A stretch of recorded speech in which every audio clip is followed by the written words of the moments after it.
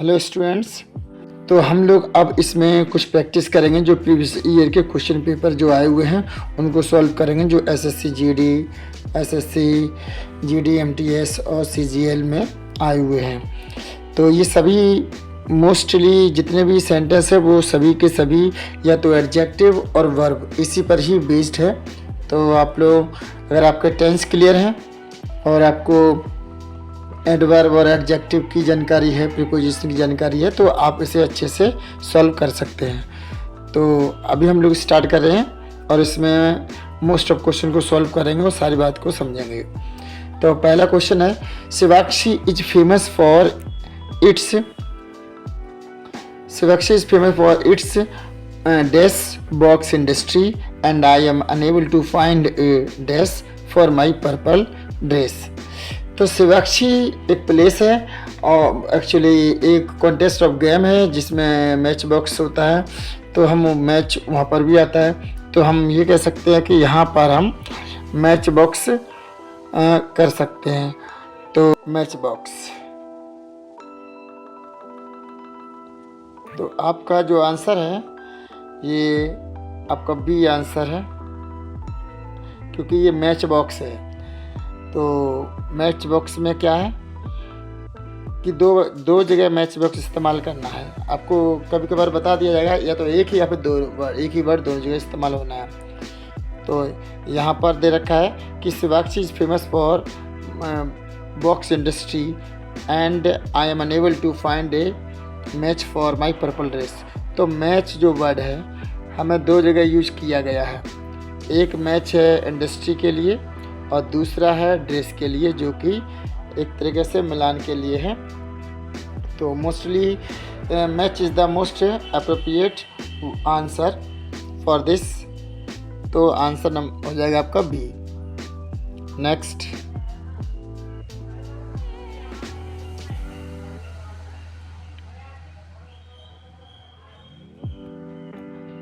truthfully speaking, the victories of peace and harmony have a more dash impact on human civilization than so-called victories of war। तो इसमें कह रहा है truthfully speaking, सच बता रहा हूँ, the victories of peace and harmony, यानी शांति के लिए की गई जो विक्ट्रीज थी, हैव मोर इम्पैक्ट, उनका ज़्यादा इम्पैक्ट होता है, हैव मोर और डैश इम्पैक्ट। तो अब और ह्यूमन सिविलाइजेशन, ये कहते हैं कि ह्यूमन सिविलाइजेशन पर जो के लिए जो शांति के लिए जो युद्ध किए गए हैं तो वो ज़्यादातर चली। अब देखना ये इनमें से ये बताना होगा कि कौन सा हुआ। Then so called the victories of war, इसीलिए उनको बोला जाता है so called of victory war. तो सुपीरियर कह सकते हैं, या फिर ट्रांजिएंट, या फिर लास्टिंग, या फिर ग्रेटर। तो अब शांति के लिए जो युद्ध लड़े जाते हैं वो ज़्यादा चलते हैं और कि कंपैरेटिवली। तो मोस्ट ऑफ आंसर हमारा जो अप्रोप्रिएट होगा वो सी होगा। इसके बाद है हमारा क्वेश्चन नंबर 3। क्वेश्चन नंबर 3 क्या कहता है, they were not dash to eat during the dash. तो आपको दो वर्ड दिए रखे हैं, इनमें से आपको यूज़ करना है, दोनों जगह इस्तेमाल करने हैं। तो पहला आपका है अलाउड ब्रेक और allowed break and allowed break. तो प्रोनाउंसिएशन लगभग सभी का एक जैसा ही है, लेकिन मीनिंग और स्पेलिंग दोनों अलग अलग हैं। तो they were not allowed to eat during the break. तो आंसर हमारा बन जाएगा तीसरे का सी, क्योंकि यहाँ अलाउड है परमिशन देना और ब्रेक मतलब ब्रेक के दौरान। तो जो ब्रेक के दौरान कहते हैं कि खाने की बिल्कुल भी इजाज़त नहीं थी। तो यहाँ आपका बिल्कुल सी होगा। इसके बाद आते हैं क्वेश्चन नंबर 4। क्वेश्चन नंबर 4 क्या कहता है, we would dash to travel by train and rather than bus due to the poor road condition in the village. यानी कि we would dash to travel by the train rather than bus due to the poor road condition in the village. ये कहते हैं कि ये बस की अपेक्षा ट्रेन से सफ़र करना ज़्यादा पसंद करते थे, क्योंकि रोड कंडीशन ख़राब होती थी विलेज के दौरान। तो चलो इसमें देखते हैं क्या करते हैं हम। वी वुड वी वुड, अब चूँकि यहाँ पर कंपेरेटिवली हो, कंपेयर कर रहा है वो, और यहाँ पर रादर दे रखा है, रादर देन। तो हमें बस इतना ध्यान रखना होगा कि आप हमेशा याद रखना कि ये कंपेरेटिवली बोल रहा है, तो दैट मीन्स रादर देन भी है। अब यहाँ पर प्रेफर दे रखा है, मेक दे रखा है, श्योर और ड्रॉप, ये तो एक भी नहीं हो सकते कि प्रेफरेंस ही आपका करेक्ट आंसर है, कि प्रेफर किया जाता है कि उसकी अपेक्षा इसको हमने ज़्यादा पसंद किया। तो इस मैटर में हम आगे चलेंगे। तो इसके बाद है क्वेश्चन नंबर 5। क्वेश्चन नंबर 5 में डैश मैन कमांड रेस्पेक्ट, यानी कि डैश तो अभी कहते हैं मैन कमांड रेस्पेक्ट। तो होली, होली, होली और होली। तो होली मैन, सीधी बात है, होली मैन एक पवित्र आदमी और जो कि एक संत महात्मा होते हैं। तो कमांड रेस्पेक्ट, तो ये बनता है, इनमें से एक भी नहीं हो सकते।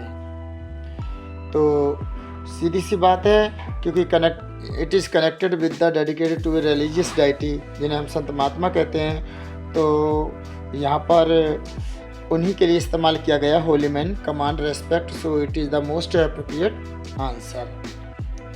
Next question number C, my cousin likes dash root and around the bush is one of the idiom of English.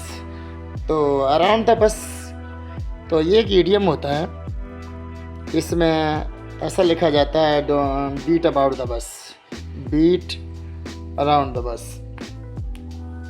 तो अभी हम ये देखना है कि यहाँ पर क्या इस्तेमाल होगा, चूँकि दो यूज़ करना है, एक ये है, एक ये, इनमें से कोई सा भी आ सकता है।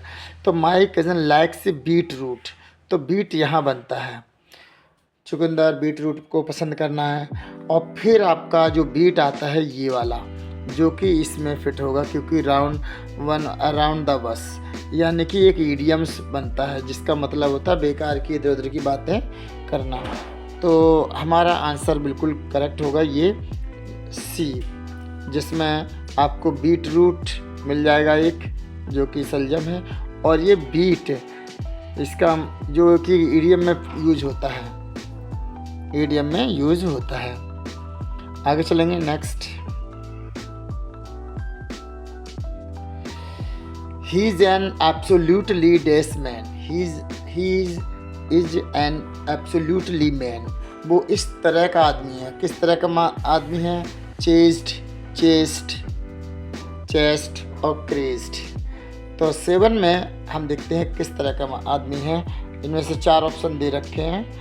तो actually he is absolutely chest man हो जाएगा, CHAST, जिसका मतलब होता है एब्सोल्यूट अब्सटेनिंग फ्रॉम सेक्सुअल एक्टिविटी, जो सेक्सुअल एक्टिविटी से दूर रहता है, अवॉइड करता है, तो चेस्ट बोलते हैं उसे, चेस्ट।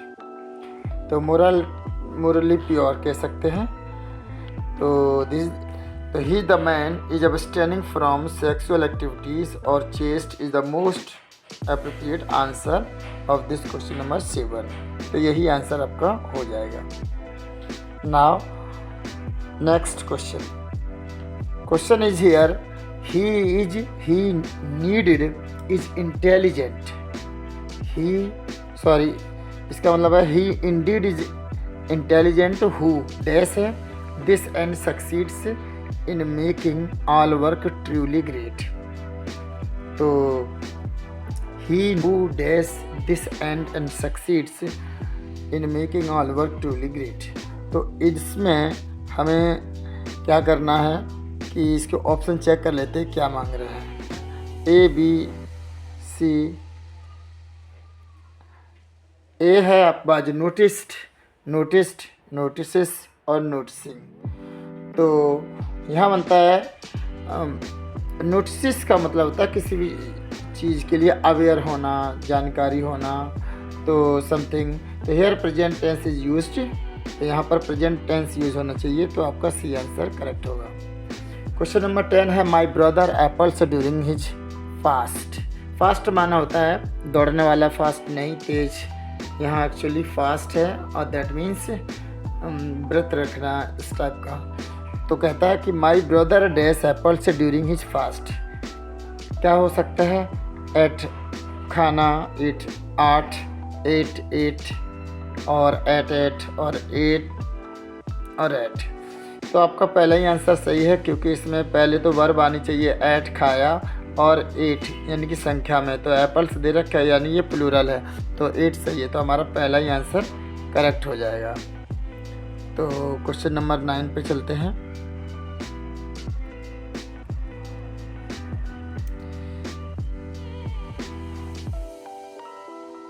नाइन क्या कहता है, माई 9 हो गया।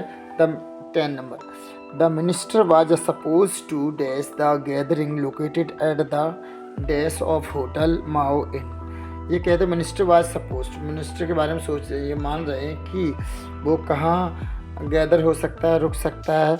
The gathering located at the, तो ये हो सकते हैं, तो ऑप्शन भी है इसमें। The minister was suppose to addresses the gathering located, कहाँ पर मिल सकते हैं, located at the address of hotel Mao inn, तो ये एड्रेस है, यहाँ पर यूज हो जाएगा, एंड देन यहाँ पर यूज हो जाएगा, क्योंकि दोनों में एक तो यहाँ पर एड्रेस दिया है पते के लिए, यानी कि प्लेस की तरफ इशारा कर रहा है, और वहाँ पर और फर्स्ट में वो एड्रेस कर रहे हैं, किसी को संबोधित कर रहे हैं, तो ये दो तरह से हो जाएगा। तो 10 क्वेश्चन है, और मोर क्वेश्चन के लिए ऐसे ही हम आपको प्रैक्टिस करवाएंगे कि सारे क्वेश्चन जिसमें जो कि अभी तक एसएससी, जीडी और एमटीएस और सीजीएल में आए हुए हैं, जिनकी हम प्रैक्टिस करेंगे। तो ग्रामर के लिए तो बने रहिए हमारे साथ।